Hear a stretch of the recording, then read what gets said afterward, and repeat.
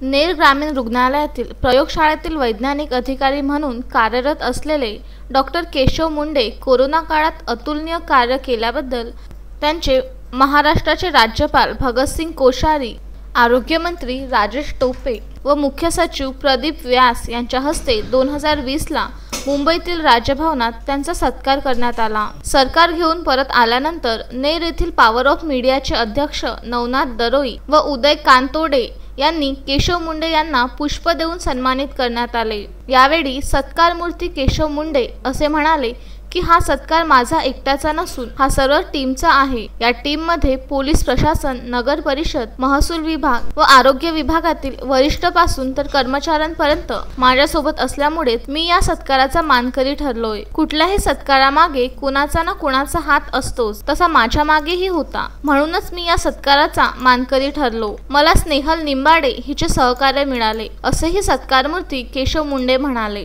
ग्रामीण रुग्णालयातील वैद्यकीय अधिकारी डॉक्टर प्रतीक खोडवे, वैद्यकीय अधिकारी आयुष, कल्पना सुरजुसे, नंदकिशोर वानखेडे, अर्चना ईश्वरकर, ज्ञानेश्वर घोंगडे, शंकर भागडकर, अश्विनी उईके, सुप्रिया मालटे इत्यादी ग्रामीण रुग्णालयातील कर्मचारीही उपस्थित होते। नवनाथ दरोई, विदर्भ न्यूज, नेर परसोपंत।